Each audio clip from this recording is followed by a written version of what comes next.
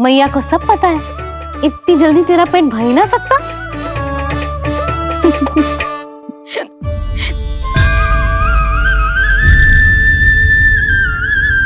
ये क्या है लल्ला? ये क्या था तेरे मुंह में, दिखा।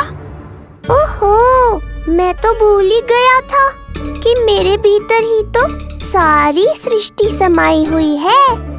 मैया ने उसकी झलक देख ली, अब क्या होगा? क्या हुआ यशोदा? सुनो जी, जी हमारे लल्ला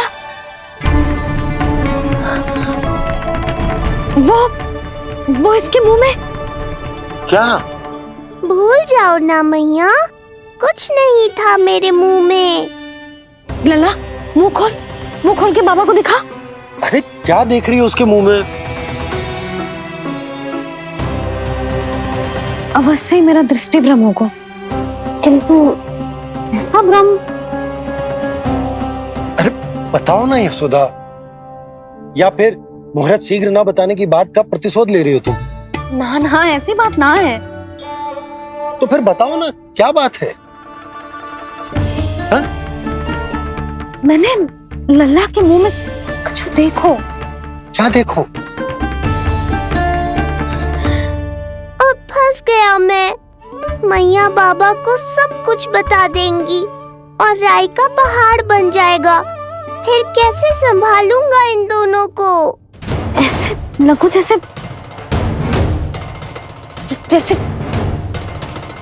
जैसे पूरा का पूरा ब्रह्मांड। ब्रह्मांड लल्ला के मुंह में। अच्छा, तुम मेरा मुंह देखो। हाँ।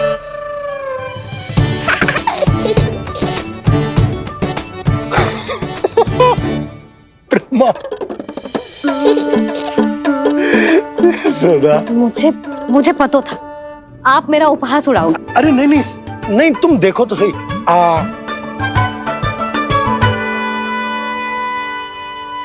ब्रह्मांड ना सही, गोकुल तो दिखना चाहिए। अरे गोकुल को राजा हूं मैं, है कि ना? है? देखो, अरे देखो तो।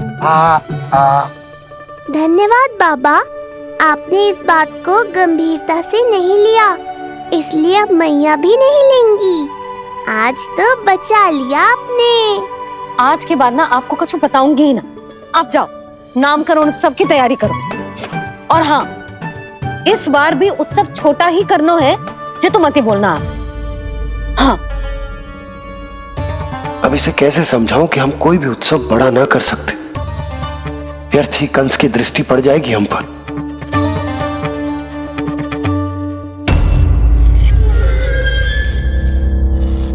लगता है आपके सैनिक और तलवार दोनों की धार कुंद पड़ गई है महाराज।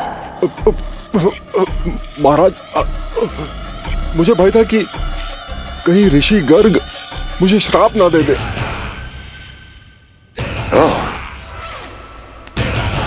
तो श्राप से भयभीत हो गए दुर्जन, किंतु कंस तो कोई श्राप नहीं देता, सीधा मृत्यु देता है। ऐसा न करे महाराज, दया करे, दया निदान। यदि मैं उनकी इच्छा के विरुद्ध भीतर जाने की कोशिश करता तो जितनी सूचना मुझे मिली है उतनी भी नहीं ला पाता। तब आपको कैसे पता चलता महाराज कि आपकी बहन और बहनोई मात्र अपनी मृत संतानों के श्राद्ध के लिए वहां नहीं गए थे?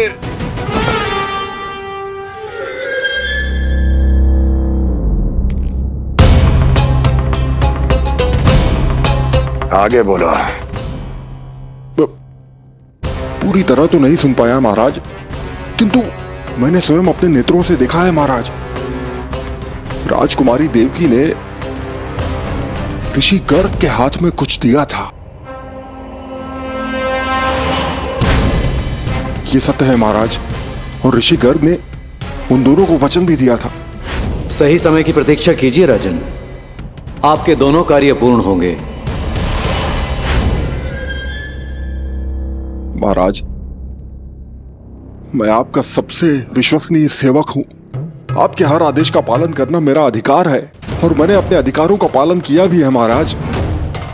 किंतु फिर भी यदि मेरी ओर से कोई भूल हुई हो,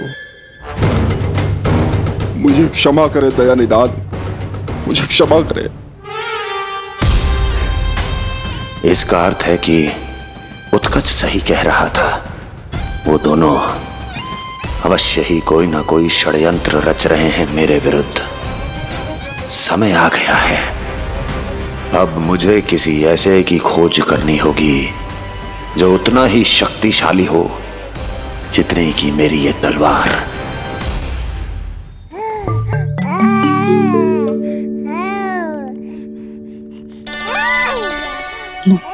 अभी से पुकारने लगो जी, अभी तो आई हो रसोई में।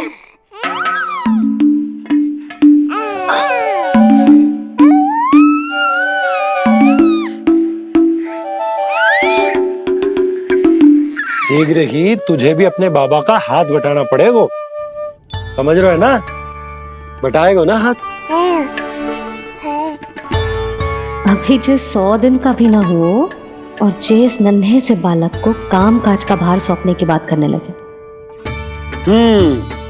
काम का नाम सुनते ही मुख से स्वर ना निकल रहे तेरे। अभी तो बड़ा ऊ कर रहा था। बता, हाथ बटाएगो कि ना? अरे बता ना।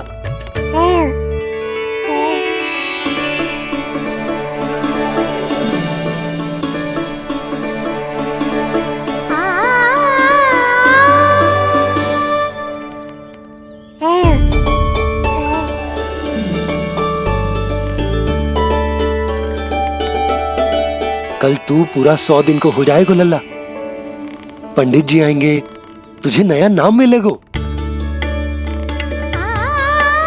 देखो तो मन में तो इनके भी कितना उत्साह भरो है, बस दृष्टि में मैं ही आती हूँ। और कल तुझे वो नाम मिलेगा लल्ला जिससे पूरा संसार तुझे पहचानेगा।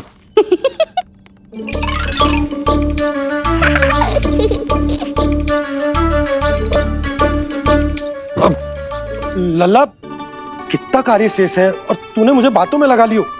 मुझे क्यों फंसा रहे हो बाबा? छुपाने की कोई आवश्यकता ना है। जितनी उत्साहित मैं हूँ उतने ही उत्साहित आप भी हो इसके नामकरण को लेके, पता है मुझे। लल्ला के नामकरण पे उसके बाबा उत्साहित ना होंगे? बिल्कुल होंगे, इसीलिए तो कह रही हूँ अपना उत्साह बांटो अपने लल्ला के साथ। मैं अभी आई।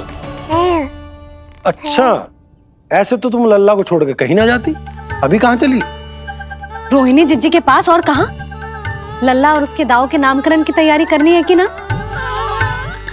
कितने लोगों को आमंत्रित करना है, कितने प्रकार की मिठाइयां बनानी है, ढोल वाले को कितने बजे का समय देना है, ये सब सुनिश्चित करना है ना, ताकि जे उत्सव गोकुल का सबसे बड़ा उत्सव हो। अरे सूची देनी है जिज्जी को।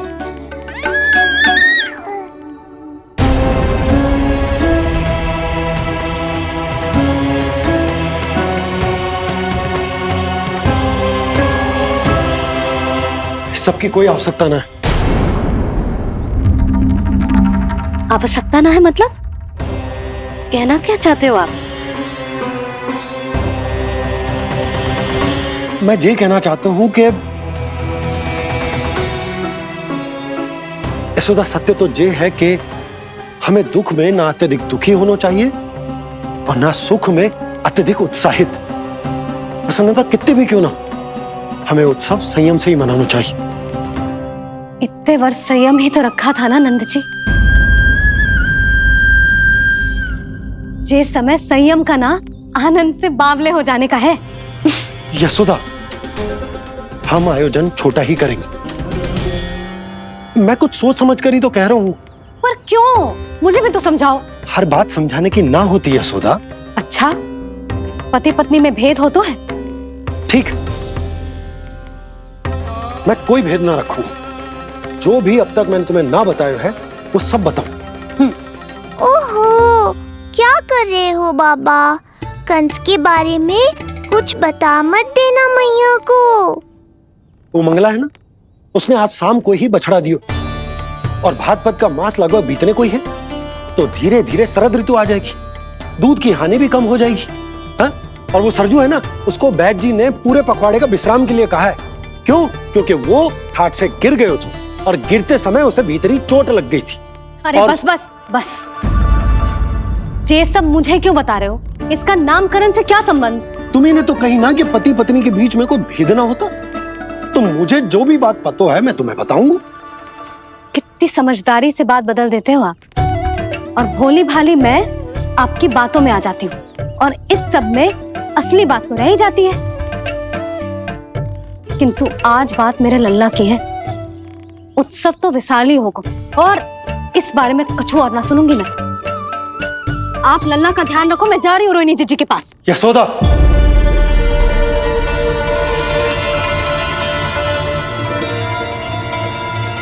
बात केवल सुनने की ना होती, उसे समझना भी पड़ता है।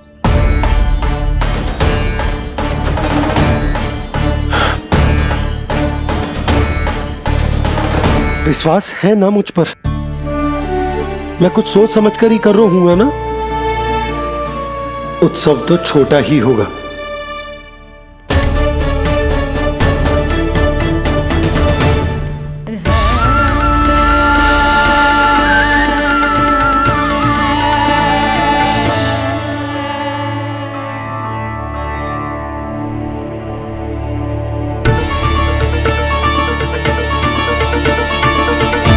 क्षमा करना लल्ला, तेरी मैया को डांटना पड़ गया। आपको मेरी सुरक्षा की चिंता है बाबा, समझता हूँ मैं, इसलिए आपने ये निर्णय लिया है। समझ में नहीं आता, कब कौन सा निर्णय क्यों लेते हैं आप? यदि कंस को समझना इतना आसान होता तो कंस नहीं होता। ये नया सिंहासन उसके लिए है जो मेरा विश्वास पात्र बनेगा। मेरे दाहिने हाथ की तरह मेरे मन के सबसे निकट होगा वो। मंत्री परिषद में विशेष स्थान की प्राप्ति होगी। मेरे बाद पूरे राज्य के लिए उसी का वचन होगा। शासन। किंतु ये अधिकार केवल उसे प्राप्त होगा जो मेरी परीक्षा में उत्तीर्ण होगा, मेरा सबसे महत्वपूर्ण कार्य करेगा वो। इसलिए जाओ, कह दो सभी बाहुबलियों को, महाबलियों को, दैत्यों को, दानवों को, प्रेतों को, पिशाचों को, सभी को यह सूचना दे दो ना ना ना ना, सूचना नहीं, चुनौती दो कि यदि साहस है तो आए, मेरी परीक्षा में उत्तीर्ण हो और इस सिंहासन पर बैठने का अधिकार प्राप्त कर ले। जाओ। और हां, ये अवश्य कहना कि केवल वही आए जिनके हृदय में साहस का ज्वालामुखी धधकता हो, जिनकी तलवारें पर्वतों का सीना चीरने को व्याकुल हो, जिनकी संकल्प शक्ति इतनी दृढ़ हो कि मृत्यु से टक्कर ले लें। कायर नहीं चाहिए मुझे। जाओ। महाराज, आप जिसे भी ये विशेष पद देंगे, भविष्य में यदि वही हमारे शीश पर बैठ गया तो क्या करेंगे आप? पहले ऐसा कोई योद्धा सामने तो आए अस्ति, जो उस विष्णु के अवतार का संहार कर सके।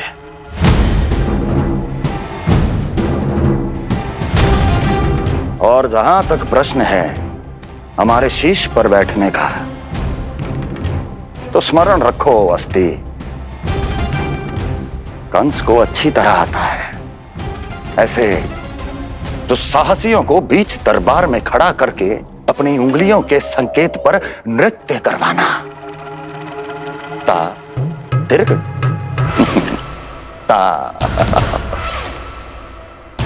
और अपना कार्य सिद्ध होने के बाद उनके तन से उनके शीश को उतारना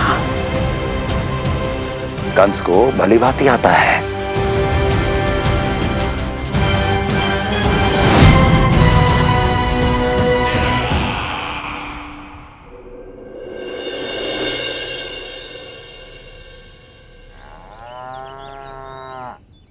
पूरे 100 दिन का होगा हुआ तो लल्ला, कम से कम 100 व्यक्ति तो आने चाहिए थे ना तेरे और तेरे दाऊ के नामकरण में। हाँ, अब तुम मुस्कुरा क्या रहो है? तू ही बता, जे भवन देख के लग रहा है कि यहाँ कोई उत्सव है? बिना अतिथियों के कैसा उत्सव और कैसा आनंद, तू ही बता। पर मैं करूं भी तो क्या? पता है लल्ला, मुझे तो लग रहा है तेरे बाबा ना कंजूस होगा मैं।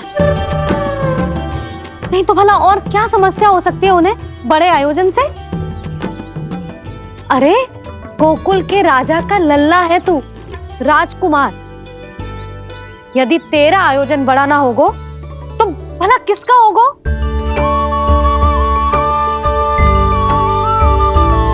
मेरी ही भूल है, मैं भोली हूं, इसीलिए व्यर्थ में तेरे बाबा की बातों में आ गई।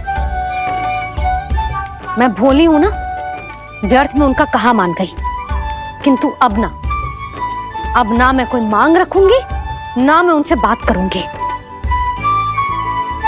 और कहे देती हूँ लल्ला, सावधान जो इस बार तू बीच में आया तो। हाँ नहीं तो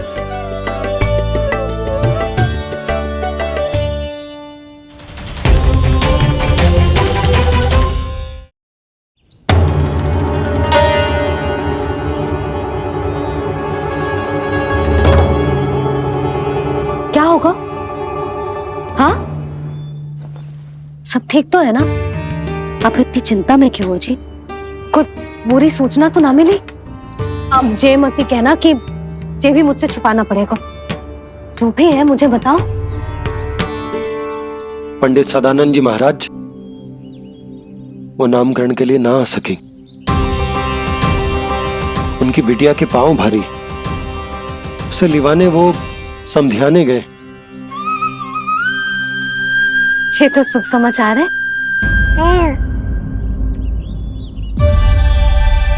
किंतु मेरे लल्ला का नामकरण अब वो सही मुहूर्त पे कैसे होगा? वही तो समझ ना आ रहा। ऐसे मन छोटा करने की आवश्यकता नहीं है मैया बाबा। आप दोनों तो स्वागत की तैयारी करो, आ रहे हैं वो।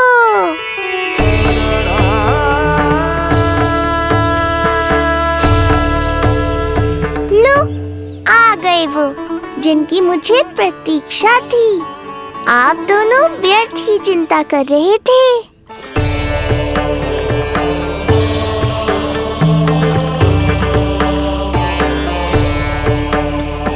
अब कौन करेगा मेरे लल्ला का नामकरण? ऋषि गर्ग, नंदराज, रानी भाभी, महान ऋषि गर्ग हमारे गांव में पधारे हैं।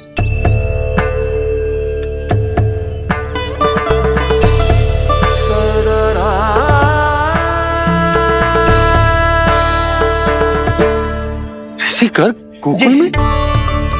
हाँ नंदराज, और कह रहे थे उन्हें यादव राज वासुदेव जी ने भेजो है रानी जी के पास। अरे तो तुम लोग खड़े खड़े क्या देख रहे हो? जाओ उनके सत्कार की तैयारी करो। जी यशोदा, उनके स्वागत की तैयारी करो। सुनो जी, वो तो यादवों के कुलगुरु है ना, रोहिणी जीजी के यहाँ आए हैं, हमारे यहाँ आएंगे। आप देखती जाओ मैया, वो सीधे हमारे घर ही आएंगे।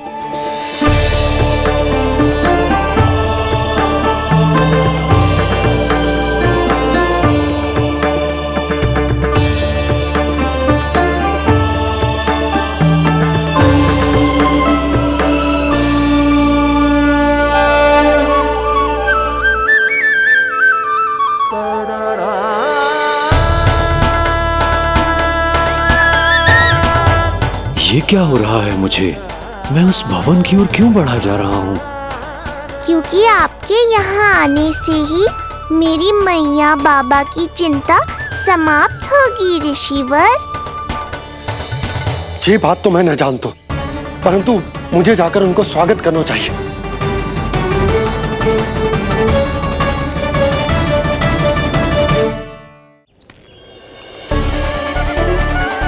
गुरुदेव,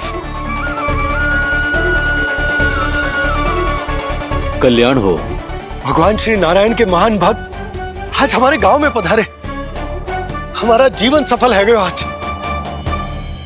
वो भवन आपका है नंदराज? आपके शुभ चरण पड़ेंगे तो हमारा जय भवन पवित्र हो जाएगा।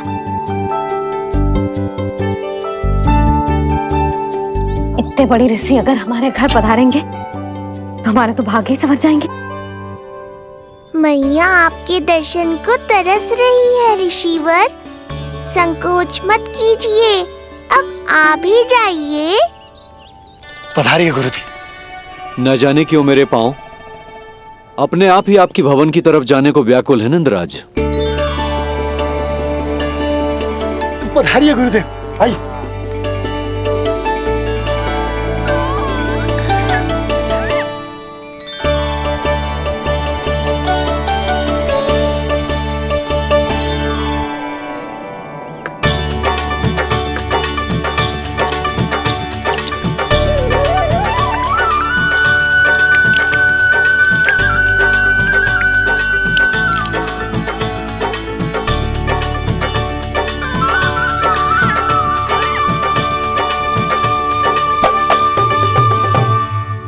कल्याण हो। पधारिए।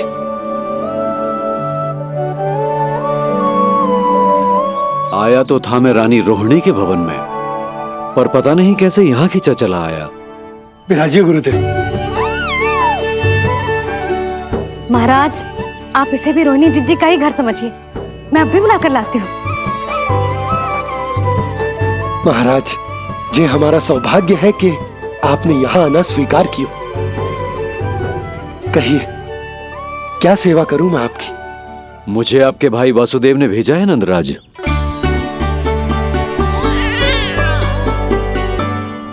प्रणाम गुरुदेव। स्वामी जी ने आपसे इतनी दूर आने का आग्रह किया है, अवश्य ही कोई बड़ा कारण होगा। कारण तो है, आपके पुत्र का नामकरण करने आया हूं मैं यहाँ।